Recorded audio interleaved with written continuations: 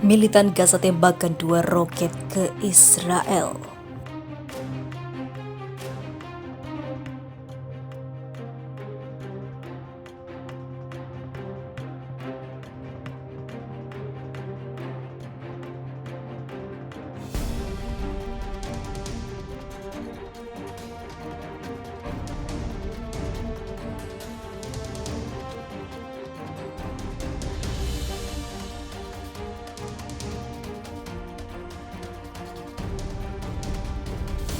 Militan Palestina di Gaza menembakkan roket ke Israel Selatan, kata tentara setempat pada Jumat lalu, namun berhasil dicegah oleh sistem pertahanan udara.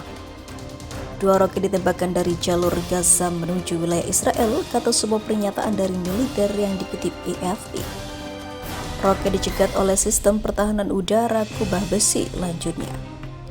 Tidak ada laporan kerusakan akibat intersepsi, sementara layanan medis darurat Israel mengatakan beberapa orang syok. Serangan roket dan artileri pembalasan Israel dan serangan udara sering terjadi, tetapi sebagian besar telah ditundukkan dalam beberapa bulan terakhir karena wabah COVID-19 yang mengamuk di kedua wilayah. Kelompok militan Hamas telah menguasai Gaza sejak 2007 dan berperang 3 kali dengan Israel dan putaran pertempuran kecil yang tak terhitung jumlahnya. Hamas menuduh Israel tidak menghormati kewajiban gencatan senjata yang mencakup pelonggaran blokade yang melumpuhkan di kantong Palestina dan mengizinkan infrastruktur skala besar dan proyek penciptaan lapangan kerja. Sementara itu, beberapa pesawat jet tempur Israel membombardir fasilitas Hamas di jalur Gaza Palestina. Pada Senin 18 Januari 2021, militer Zionis mengatakan serangannya sebagai balasan atas tembakan 2 roket dari Gaza ke arah negara Yahudi tersebut. Militer Zionis dalam sebuah pernyataan mengatakan 2 roket ditembakkan dari jalur Gaza menuju pantai dekat kota selatan Ashdod. Sebagai tanggapan, jet-jet tempur menyerang sasaran militer milik organisasi teror Hamas di jalur Gaza.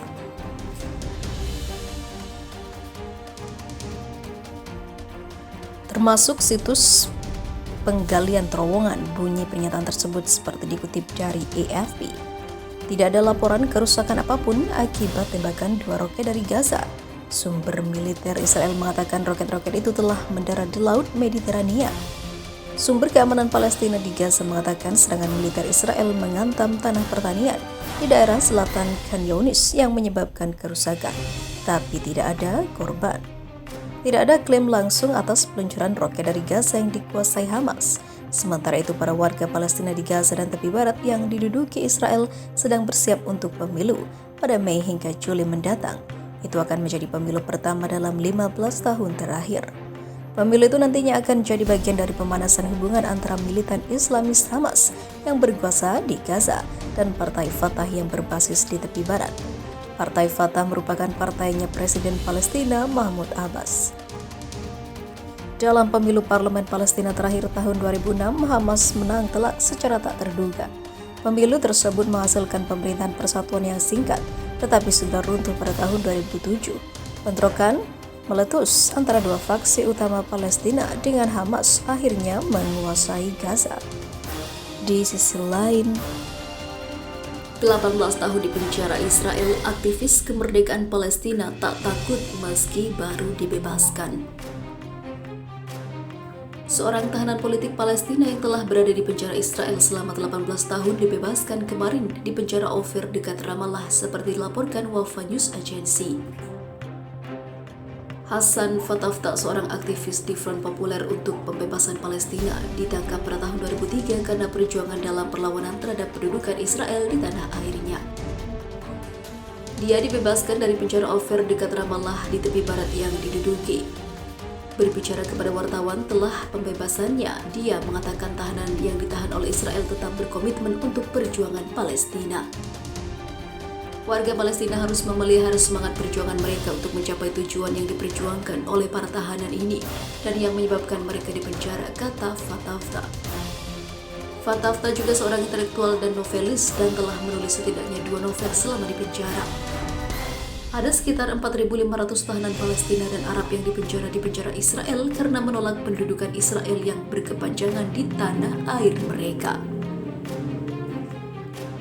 Sementara tentara pendudukan Israel hari ini mengunci pintu masuk ke desa Al-Mughayir di timur Laut Ramallah di tepi barat yang diduduki, kata sumber-sumber lokal. Tentara menutup pintu masuk desa, melarang masuk dan keluar warga Palestina lokal dan keluar desa, dan mereka memaksa mereka menggunakan rute alternatif untuk masuk atau meninggalkan desa. Desa itu sering menjadi sasaran serangan berulang oleh pasukan pendudukan Israel dan pemukiman kolonial. Dengan sebagian besar tanah, desa menghadapi ancaman penyitaan demi proyek pemukiman kolonial. Sementara itu, pasukan pendudukan Israel membongkar 8 gubuk milik warga Palestina di dekat desa Bet Iksa di barat laut Yerusalem dengan dalih tidak memiliki izin Israel, katanya. Sementara itu, negara di timur tengah kutub Israel reaksinya mencengangkan. Sejumlah negara Timur Tengah mengecam aksi penggalian bawah tanah oleh Israel di kompleks Masjid Al-Aqsa, Yerusalem. Hal itu dianggap telah melanggar perjanjian yang berlaku. Dilansir dari Anadolu Agency pada Rabu 13 Januari 2021, Kementerian Luar Negeri dan Ekspatriat Palestina meminta Dewan Keamanan PBB untuk bersama menghentikan penggalian bawah tanah Israel di kompleks Masjid Al-Aqsa. Kementerian mengutuk keras penggalian itu dan menganggapnya penggalian dari rencana Israel itu untuk melakukan Yahudisasi terhadap Masjid Al-Aqsa. Mereka juga sangat prihatin dengan pekerjaan penggalian yang sedang berlangsung di alun-alun Al-Burak dan dekat jembatan Mughrabi, dinding barat Al-Aqsa. Selain itu, pemerintah Yordania juga turut menegaskan bahwa Israel harus segera menghentikan penggaliannya di tembok Al-Burak. Juru bicara Kementerian Luar Negeri Yordania, Daifallah Al-Fayez, menerangkan bahwa otoritas Israel harus segera menghentikan pekerjaan yang sedang berlangsung di tembok Al-Burak. Pemerintah Amerika, maksudnya pemerintah Arab Saudi, juga turut mengecam keras keputusan Israel untuk penggalian bawah tanah yang dilakukan di bawah Masjid Al-Aqsa. Kementerian Luar Negeri Arab Saudi menganggap sebagai pelanggaran baru terhadap keputusan legitimasi internasional, ancaman bagi perdamaian dan juga merusak upaya solusi dua negara. Senada dengan Arab Saudi, Mesir juga mengutuk perlakuan Israel merupakan sebuah pelanggaran baru terhadap keputusan hukum internasional.